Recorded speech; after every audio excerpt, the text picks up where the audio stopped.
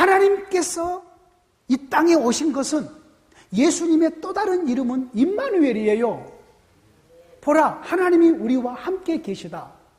그러면 예수님이 육체로 계실 동안만 해도 제자들과 영원토록 함께 계시는 그런 관계성은 아직 안 만들어진 것이죠. 왜? 아직 죄 문제가 처리되지 않았기 때문에.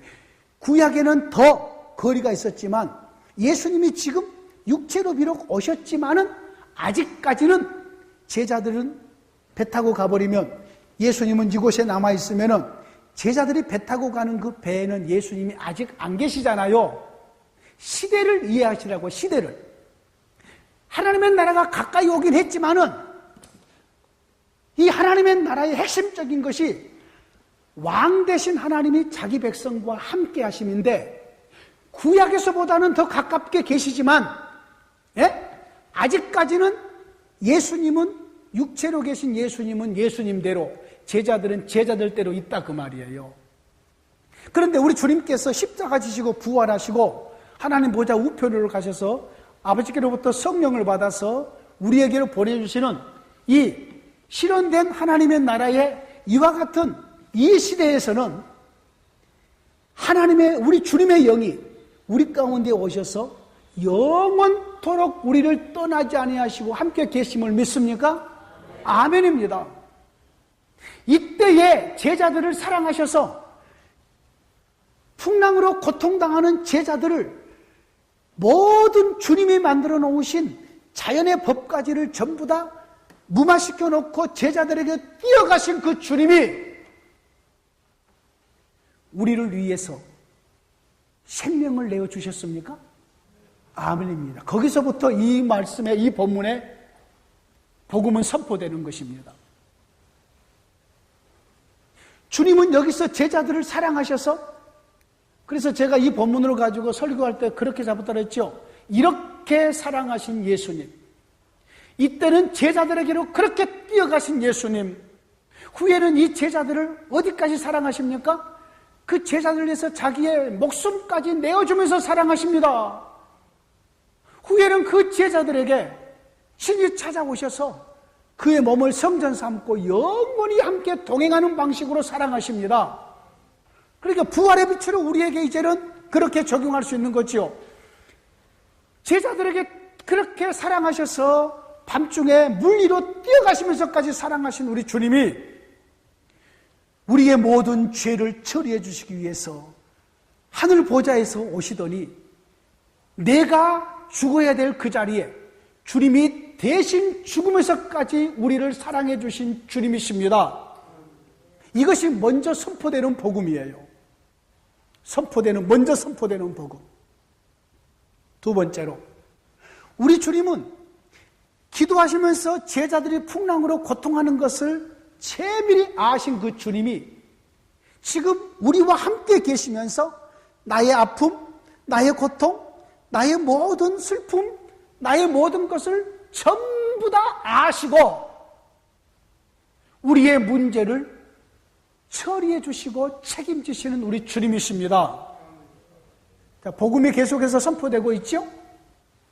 그 주님은 한 번만 찾아오셔서 제자들을 돕고 끝내신 주님이 아니라 우리를 지금으로부터 영원까지 우리를 책임지시고 이끌어 가실 우리의 주인이시고 우리의 주님이십니다.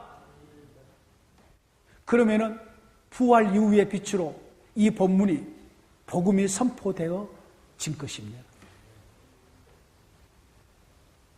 제발 여기서 베드로 물 위로 걸어가는 것, 빠졌다가 다시 일어나는 것, 그것 그렇게 강조하지 마십시오. 그것은 그냥 그때 일어나는 그냥 상황일 뿐이에요. 상황. 그것 얘기하려다가 예수님 얘기도 못하고 베드로 얘기만 하다가 설교가 끝나버릴 수 있어요. 어쩌면 이 베드로의 이와 같은 물에 빠진 이야기는 사람으로서는 할 수 없는 그런 부분들을 주님이 오셔서 지금 하신다, 이런 어떤 의미일 것이에요. 더 굳이 그것을 가지고 한마디 한다면은, 안 해도 되는데 굳이 한다면은, 봐라, 사람은 물 위로 걸을 수 없지만 나는 물 위로 걸어서 너희들에게 온 나는 하나님이라. 이것을 더 비교해 주는 거죠. 비교. 만약에 베드로가 물 위로 걸어갔는데 계속해서 빠지지 않았다. 그럼 뭐 사람도 할 수 있네. 뭐 할 수 있는 것이 뭐죠? 그러나 사람은 빠지고 주님은 빠지지 않으시고 빠진 사람을 건져주시고, 이런 것은 주님과 베드로, 하나님과 사람의 어떠한 비교적인 부분들이 더 강하지 않을까라는 생각이 듭니다. 자, 이 본문으로 가지고 이제 복음이 분명하게 선포되신 것 이해하십니까? 예. 지금 오늘이 4일째여서 8가지 본문을 했습니다. 8가지 본문. 구약의 본문 4개, 신약의 본문 4개. 또 내일 또 본문 2개를 아침에 할 것입니다. 그러면은 지금 우리가 나누는 본문들이 전부 다 유명한 본문들입니다. 상당히 유명한 본문들입니다. 그 유명한 본문들이 하나님이 드러내려고 하는 하나님의 마음과 하나님께서 드러내려고 하는 그 핵심적인 복음을 드러내지 못하는 경우들이 얼마나 많았는지 모릅니다. 자, 어제 우리는 하나님이 그 시대마다 하나님이 자기 백성들과 동행하는 방식이 다르다라는 이 주제를 어제 우리가 말씀을 나눴습니다. 구원에 대해서 말씀을 나누면서 여러분 앞에 무대 세트를 좀 잘 만들지 않았습니까? 예, 내일은 또 하나 더 붙게 될 것입니다. 오늘 오후에 붙게 될지도 모르겠습니다. 예. 여러분, 이것은 결코 있으면 안 됩니다. 그 시대마다 하나님이 그 백성과 동행하는 방식이 다르다. 제가 구원을 어제 4가지 측면에서 구원을 정의를 했습니다. 여러분 기억나신가요? 구원이라는 것이 하나님께서 자기가 창조하신 창조 속에 역사적으로 찾아오신 하나님과 함께 교제하고 동행하는 것이 구원이라고 그랬잖아요. 성경의 전체적인 주제가 뭐라고 그랬어요? 하나님의 나라인데 그 핵심적인 줄거리는 뭐예요? 하나님께서 어떻게 자기 백성을 사랑하시고 기뻐하시면서 그 백성과 함께 영원토록 동행하시는가 라는 것이 성경의 핵심적인 줄거리라고 그랬어요. 어떻게 복을 받는가? 어떻게 건강해지는가? 어떻게 잘 되는가? 이런 내용이 아니고 성경의 핵심적인 줄거리는 하나님께서 어떻게 자기 백성을 사랑하시고 그 앞에 또 덧붙일 수 있어요. 죄에도 불구하고 하나님이 어떻게 자기 백성을 사랑하시고 기뻐하시면서 자기 백성과 함께 영원토록 동행하시는가의 이야기가 성경의 전체적인 줄거리의 핵심이에요. 전체적인 주제는 하나님의 나라이지만 창조의 목적도 전체적인 주제는 하나님의 나라지요. 하나님의 나라로 창조하시고 하나님의 나라로 완성하시기 때문에요. 그러니까 구원이라는 이 개념을 죽은 다음에 천국에 들어간다 이렇게 알고 있는 한국교회의 구원론이 얼마나 지금 한국교회를 썩게 만들어버리고 우습게 만들어버리고 있다 그 말이지요. 이 구원론의 문제라고 저는 확실하게 나는 말할 수 있습니다. 구원론의 문제라고. 한국교회의 거의 모든 문제는 구원론의 문제. 자, 제가 맨 먼저 창조와 관련하여서 하나님의 나라의 관점에서 구원론을 얘기했지요? 여러분 기억나신가요? 예. 창조와 관련해서 하나님 나라 관련해서 구원이라는 것은 처음에 하나님이 이 세상을 하나님의 나라의 목적을 두고 창조하셨잖아요. 그 창조된 그 하나님의 나라가 죄로 말미암아서 사탄의 나라가 되어버리고 죄로 말미암아서 하나님의 나라가 침해를 받을 때라도 하나님께서는 처음에 목표하신 하나님의 나라를 죄와 싸우시면서 그의 나라를 하나님의 나라로 완성하심이 회복하시고 완성하심이 구원이라고 그랬어요. 그러므로 구원은 우리의 개인의 작은 문제가 아니라 구원은 온 세상의 문제고, 구원은 하늘과 땅의 문제고, 구원이라는 말은 엄청난 큰 그림이지, 나 하나가 예수 잘 믿고 천국에 뿅 들어가는 그 수준이 아니라니까요. 그 수준이 아니에요. 구원이라는 단어 속에 엄청난 큰 그림이 우리 속에 들어와 있는 것이에요. 그래서 이 구원의 개념을 가지고 우리가 이제 살핀 두 번째 부분들, 그러면 그 하나님의 나라를 이루어가는 과정 속에서 하나님과 우리와의 관계성 속에서의 구원은 하나님과 우리가 관계가 맺어져서 하나님은 우리의 아버지가 되시고 우리는 그 하나님의 자녀가 되어서 그 하나님과 함께 교제하고 동행하는 삶이 우리의 구원이라고 그랬죠. 우리 개인의 하나님과의 관계성 속에서 이 하나님의 나라를 하나님이 크게 이루어가는 과정 속에서 바로 우리는 이 실현된 하나님의 나라의 이 시대 속에서 태어난 우리를 하나님께서 우리를 부르시고 하나님과 관계가 맺어져요. 하나님은 우리 아버지가 되고 우리 하나님의 아들과 딸이 돼요. 그래서 그 하나님과 함께 교제하고 동행하는 우리의 삶, 이것이 우리가 구원이라고 그랬습니다.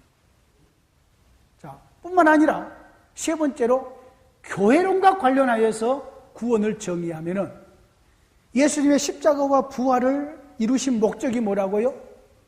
교회 만들려고, 교회 세우려고 예수님이 십자가 지시고 부활하셨습니다. 결국은 교회 지으신 거요? 예? 교회. 여러분, 구약 성경의 가장 정점은 가나안의 하나님의 나라입니다. 가나안의 하나님의 나라. 이게 구약의 목표예요, 목표. 가나안의 하나님의 나라. 이 가나안의 하나님의 나라를 세우기 위해서 하나님이 누구를 택해요? 아브라함을 택하죠. 아브라함을 택해서 세 가지 약속한 것, 제가 이거 반복한 이유는 여러분 속에, 여러분의 뼛속에 새기기 위함이에요. 첫 번째 약속, 나는 너와 너의 후손의 하나님이 되겠다. 두 번째로는 너의 자손을 하늘의 별처럼 땅의 먼지처럼 바다의 모래처럼 많게 하겠다. 세 번째로 가나안을 주겠다. 이 세 약속을 창세기 12장, 15장, 17장 계속해서 이 약속을 하셔요. 그리고 이 세 가지 약속을 이루어가는 과정이 구약의 전체 내용이에요.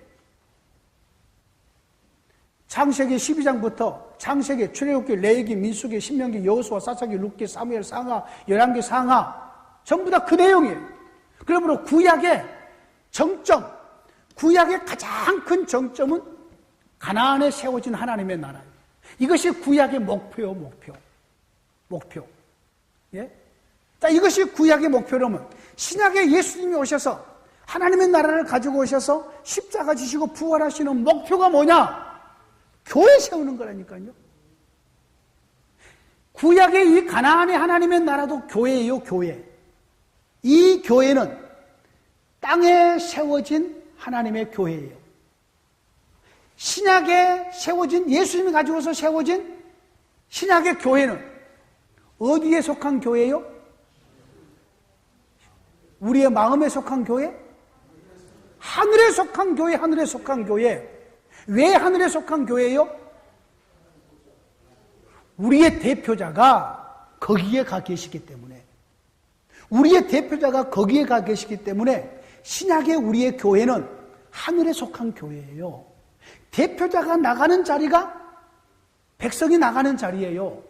항상 그랬습니다. 항상 성경은 대표자 원리예요. 대표자 원리. 예수님이 하나님 보좌 우편에 가 있음이 하나님의 아들의 자격으로 가 있음입니까? 우리의 대표자의 자격으로 가 있음입니까? 어떤 자격으로 가 있는 거죠? 우리의 구원과 관련해서 이해를 할 때에 우리의 대표자로 가 있는 거예요. 우리의 대표자로. 우리의 머리의 자격으로 가 있음이에요. 그래서 저와 여러분들에게 구원이 주어지는 것이에요. 그분이 하나님의 아들이시지만 우리의 구원과 관련하여서 그분이 아들로 이 땅에 오셔서 우리의 대표자가 되셔요. 우리의 대표자가 되시는 그 장면이 어디냐면은 요단강에서 세례 요한에게 세례를 받으시며, 그것이 메시아 임직식이라고 그래요. 여러분 그것도 한번 기억해 놓으시면 좋습니다. 예수님이 요단강에서 세례 요한에게 세례를 받으시는 그 장면이 메시아 임직식이에요. 메시아 임직식. 오늘 아침에 문자가 하나가 띵 하고 날라왔어요. 전에 우리 교회에 전도사로 있다가 부목으로 있던 변성준 목사님이 광주 무슨 겨자식 교회예요. 근데 그 교회에서 이번 주 토요일 날 위임식을 한다고 나한테 문자가 날라왔어요. 위임식. 예? 이런 목사의 위임식은 상당히 중요한 이런 어떤 행사지요. 이제는 교회에서 그 목사를 마음대로 못해요. 우리 목사님들 이걸 잘 목사님들은 몰라요. 예, 교회가 알아야 될 법 이야기. 여러분 제가 법통이 됐습니다. 예, 얼마나 법통이 됐어요. 하나님이 그렇게 얘기하셨는데, 부산에서 한 1700명쯤 모이는 교회에서 목사가 마음에 안 들어서 그 목사를 당회에서 사임을 시켰어요. 목사는 그냥 사임을 했어요. 근데 그 목사님이 위임 목사였어요. 사임을 했어요. 아니, 당회에서 결의를 했으니까 사임을 해야 되잖아요. 사임을 했어요.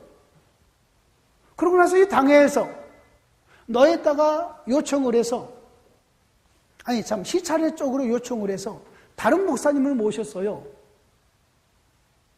자, 이렇게 끝나버리면 되는데, 이 위임 목사가 당에서 사임을 해서 나가라는 목사가 딱 나가서 누가 알려줬겠지요? 법이 그게 아니다라고 알려줬겠지요.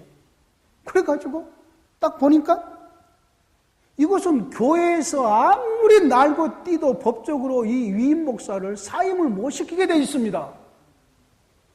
위임 목사가 사임을 하려면은, 위임 목사는 뭔 줄 아십니까? 노예에서 그 교회에 이 목사님을 파송하는 거예요.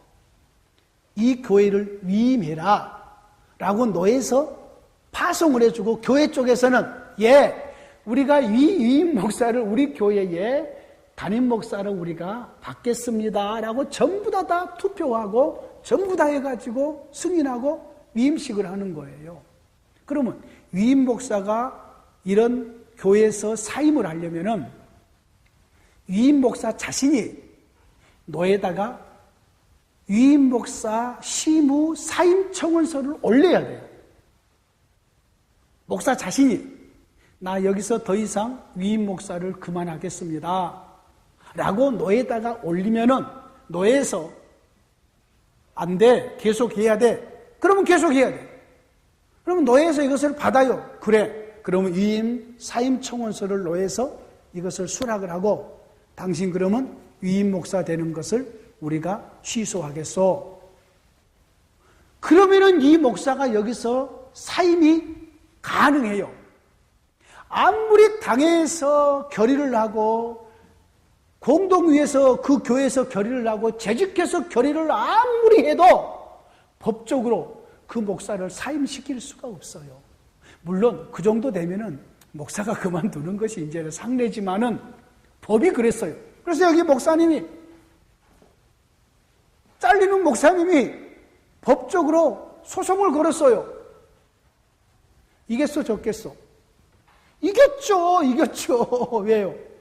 일반 법에서는요, 절차만 봐요, 절차만. 법적인 절차만 본다고요. 상황 같은 거 안 봐요. 네? 여러분, 예수님께서 요단강에서 메시아로 임직식을 거기서 합니다. 세례 요한에게.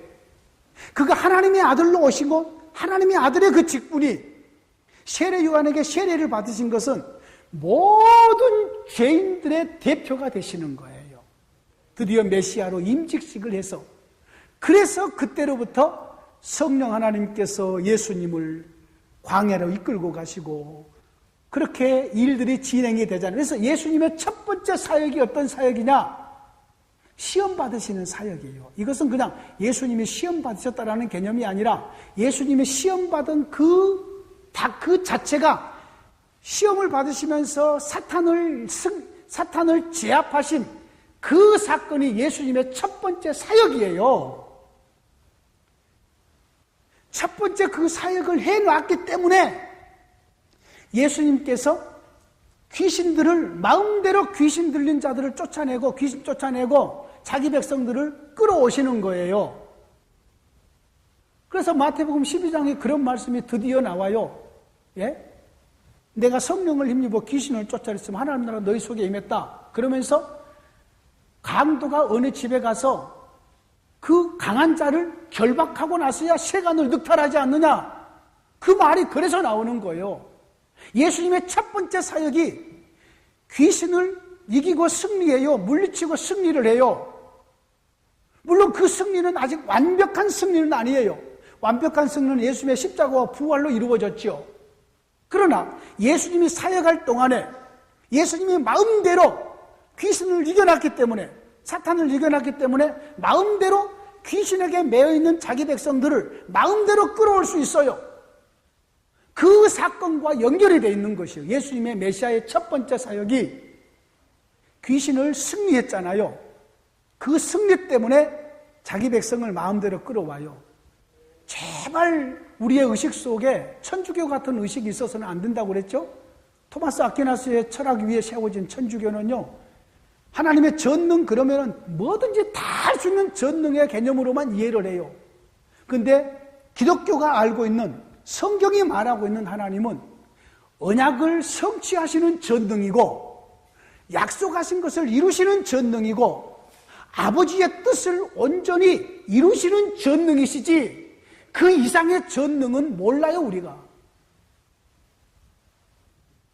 그분이 비록 세상을 말씀으로 창조하신 전능하신 분이라고 할지라도 여러분, 여기에서 많은 목회자들이나 많은 성도들이 여기서 오해들을 해요. 여러분, 천주교의 신학은 그냥 무조건 하나님의 영광의 신학이에요. 자연의 신학이에요. 그분의 전능하심, 그 무조건 그냥 다 그냥 풀이해버리는 거지요. 근데 그게 아니에요. 자, 우리 주 예수 그리스도께서 가지고 오신 그 하나님의 나라, 그 하나님의 나라는 이제, 그렇죠. 우리가 지금 어디 하다 그랬죠? 지금 구원론 하다 그랬죠? 하나님과 우리가 관계가 맺어져서 그 하나님과 함께 동행하심이에요.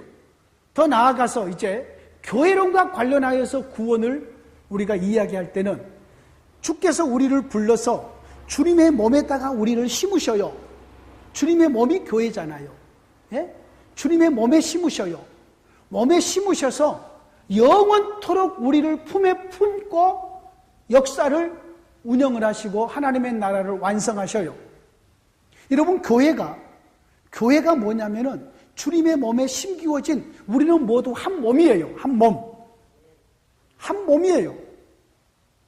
선교사들이 남이 아니라고요. 한 몸이에요. 그리스도의 한 몸이에요. 그래서 함께 나누는 거지요. 함께. 우리 교회 성도들만 하나님의 백성들인가요? 아니에요. 다른 교회 나가는 성도도 같은 하나님의 백성들이에요. 같은 식구예요. 구원론만 바르게 이해를 해도 네 교회, 내 교회 이렇게 잘 따지지 않아요. 우리가 지역적으로 서로 다른 데서 이렇게 사역을 하고 있지만은요, 그게 그리 큰 문제가 아니에요. 새 시대는요, 국가의 간격이 없고요, 새 시대는 하늘과 땅의 간격이 없어졌는데 어디 나라와 나라의 간격이 있겠어? 하나님의 나라의 그 안에서는 그렇다 그 말이에요. 여전히 세상은 그런 것이 머물러 있지만은요. 그리고 구원에 대해서 가장 깊이 있는 구원에 대한 논의가 어떤 것이라고요? 구원을 가장 깊이 있게 설명하는 구원이 뭐라고요? 삼위일체라고 그랬습니다. 삼위일체가 우리의 구원이라고 그랬습니다. 이것이 깊이 있게 이해되어지면은요, 성경을 더 깊이 있게 볼 수 있어요. 삼위일체는 하나님의 존재론적인 하나님의 존재를 드러내는 목적으로 우리에게 주신 것이 아니라 그랬어요. 지금까지는 그렇게 해왔어요. 여러분 알아서 하세요. 그렇게 하려면 앞으로 계속 그렇게 하고 계시는지 알아서 하시고, 예? 이곳에서 제가 이렇게 강의하는 내용들이 우리 목사님들이나 선교사님들이 생각할 때 나하고 조금 안 맞은 부분도 있을 수도 있을 것이에요. 왜? 지금까지 서로 나름대로 다르게 많은 부분들을 공부해 왔기 때문에. 그러나 여러분이 붙잡고 오랫도록 고민해 보십시오. 여러 가지 고민해 보시라고요. 오늘 다른 일이 있어서 못하고 지금 어제까지 와서 열심히 적었던 저쪽에 앉아 계신, 또 저쪽에 앉아 계셨던 그분 있잖아요. 그분이 신학교 교수예요. 신학교 교수인데 어제 점심 먹고 나서 구원론에 대해서 서로 대화를 좀 나눴어요. 네, 대화를 나눴는데 전부 다 자기의 가르침 속에 전부 다 같은 맥락이라는 거죠. 같은 맥락. 예? 오늘은 저에게 엄청 양해를 구하더라고요. 내 다른 어떤 강의 때문에 오늘은 시간이 못 돼서 못 오겠다. 여러분, 성경에서 말하는 구원론을 따라가야지. 구원이 무언가를 우리는 보십시오. 우리가 지금 하나님의 구원을 전하잖아요. 성경이 구원의 책이잖아요. 그런데 이 구원에 대한 바른 이해가 안 돼 있으면은 무엇을 전하겠습니까? 무엇을 전하겠냐고요. 결국은 그것 전하기인데. 그런데 이것을 여러분이 이해를 분명히 하셔야 돼요. 그 시대마다 하나님이 그 백성과 동행하는 방식이 달라요. 방식. 이것은 구원의 누림이 다르다는 말이에요. 달리 말하면은 우리가 느낄 때에는 아담과 하와가 타락하기 전에 누렸던 그 하나님의 그 누림과 타락한 이후에 하나님과의 동행하는 방식이 달라요. 하나님이 자기 자신을 하나님께서 아담과 범죄한 쫓아내시고 그러고 나서는 하나님께서 그 이전에 범죄하기 이전처럼 교제하지 않으셔요. 멀리 두시는 거지요. 하나님이 아담과 하와가 원할 때마다 안 나타나시는 거지요. 한 집에 살다가 쫓아냈어요. 그러면은 에덴 안에 있고 에덴 밖에 있는 거랑은 어떤 개념이 그렇잖아요. 물론 하나님은 온 세상에 충만하게 계셔요. 이렇게 말해버리면 할 말이 없다니까요. 근데 그것이 천주교식이라 그 말이에요. 하나님은 온 세상에 충만하게. 여러분 보세요. 자, 조직된 하나님의 나라. 하나님은 성막 지성소에 계셔요. 자기의 보좌를 설치하셔요. 자, 하나님은 온 세상에 충만하게 계신 분 맞죠? 그런데 왜 자기의 보좌를 지성소에 설치하셨다고 말씀하시냐고요. 안 그런가요? 하나님은 온 세상에 충만해. 우리가 물로 생각, 물로. 물이 온 세상에 가득 찼다. 그럼 하나님은 온 세상에 충만하게 계신 분이죠. 왜 지성소에 자기의 보좌를 설치했다고 굳이 얘기를 하냐고요. 무언가 우리에게 하나님께서 하나님과 자기 백성과의 교제하는 방식을 구체적으로 드러내고 계심이에요. 구체적으로. 그래서 그 시대마다 이때 약속한 하나님의 나라, 조직된 하나님의 나라, 가나안에서 하나님의 나라, 애언된 하나님의 나라, 그리고 가까이 온 하나님의 나라, 실현된 하나님의 나라, 완성된 하나님의 나라, 실현된 하나님의 나라와 완성된 하나님의 나라의 이때의 동행의 방식은 같아요, 사실은요. 그래서 하나님께서 우리 주님이 이루신 구원의 은혜로 말미암아서 우리가 지금 누리고 있는 임마누엘로 함께 사는 이것이 지금까지 하나님께서 일해오신 모든 하나님의 일하심에 대한 정점이라고 해서 정점. 이것 하시려고 지금까지 하나님께서 일해오셨어요. 아담과 하와가 에덴 동산에서 범죄하기 전에 하나님과 함께했던 것보다 더 깊이 있게 하나님과의 임마누엘이 되고 있음이에요. 왜요? 이것이 회복이라고 그랬으니까요. 회복에서 더 나아가요. 완성으로 나아가요. 이후에 예수님이 재림해서 하나님의 나라를 완성해도 지금 우리가 하나님과 함께 이렇게 관계성, 지금 우리가 하나님을 아빠라고 부르죠, 아버지라고 부르잖아요. 이 관계성보다 더 깊은 관계가 없어요. 이 동행보다 더 풍성한 동행이 없다 그 말이에요. 지금 우리가 최고의 영광스러운 동행을 누리며 살고 있어요. 단